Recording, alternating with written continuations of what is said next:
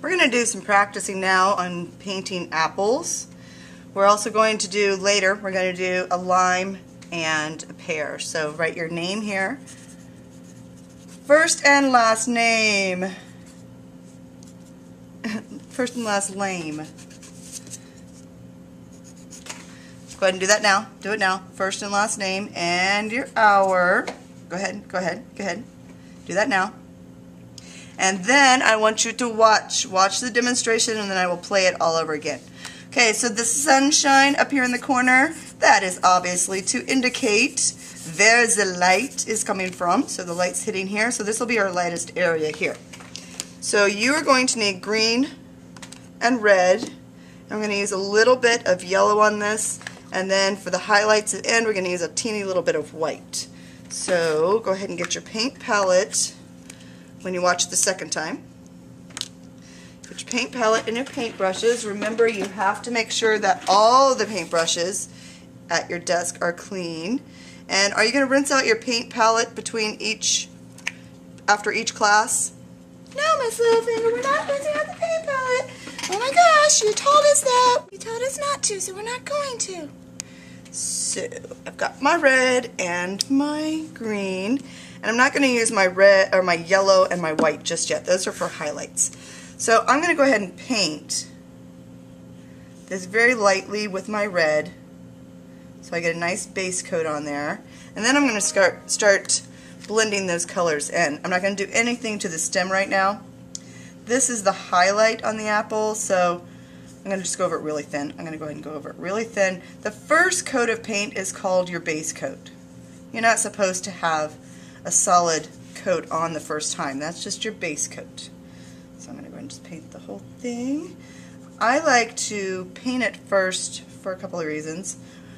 One, of course, to get the base coat on, but also once that's wet, then blending my colors on top of it will be much easier. So I've done this light enough that I can see those guidelines through this coat of paint. Now I'm going to mix up my dark red. And I want this to be as close to dark as dark red I can get without getting too green. So of course this is trial and error. Remember, we did this on our value scale. So you're going to use these if you're not sure how to mix those colors. Make sure that you get a gradual change from dark to light.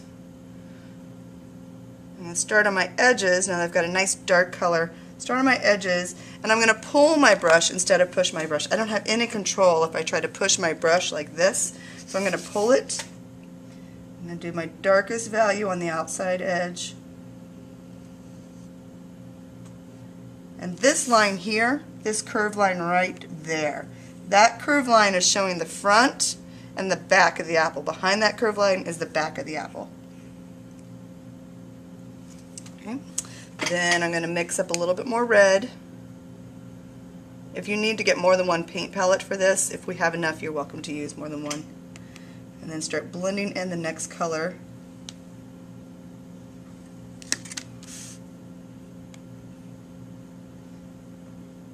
And if you notice, your apples have a little bit, they have some striation, saying that right, of dark and light. You can kind of see some lines in your original apple.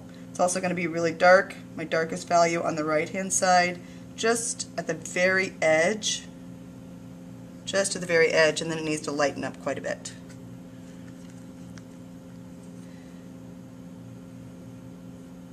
I'm going to go around my highlighted area. No, I think I've got a little bit too much. Make sure we've got a tissue at your desk so you can change those. And now I need to go even lighter with my red. Making sure it's really important on a round object that you are curving those lines out. Follow those guidelines that are on the drawing, the original drawing that you're working from. And I want to rinse out all of that dark red and go back to just my pure red and go over this area here and blend back in to those areas. Okay, now on the apple, some of the apples have a yellow spot. So I'm going to go ahead and get my yellow out. and that happens to be where the highlight is. So I'm going to use that yellow for my highlight. Really, really, really important to make sure your brushes are clean. This water is red already, so what I would need to do is dump this out, get fresh water. Remember, we're not going to the sink to get your water. You are getting one container of water to use at your desk. At the end of class, one person will just go over and empty that out. So I'm going to put my highlight right here, and I want to blend that in a little bit here.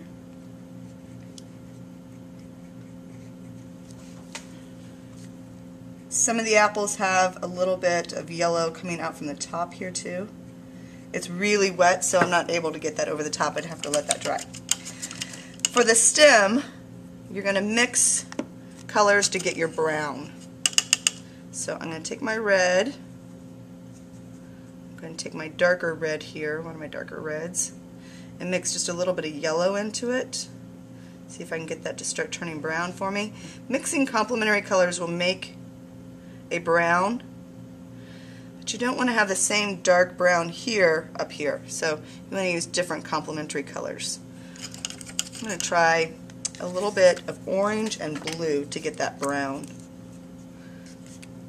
We're going to mix all of our colors from our primary and secondary colors. You can do this all from primary colors, the entire thing from primary colors and white, if you have the perfect red. That's the hardest thing to find, is the perfect red.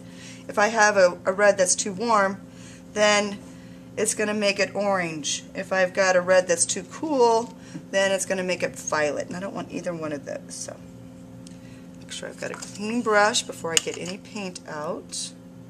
If there's a little gel on the top of your paint, then you probably need to close the lid and shut that back up.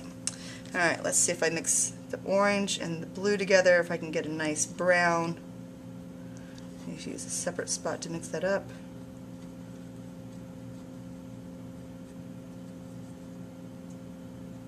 Now if you fill up your paint, all the holes on your paint palette, you can always get a tissue, paper towel, and clean those out instead of getting a brand new container. I need a smaller brush for this too. But that's how you get the brown on that.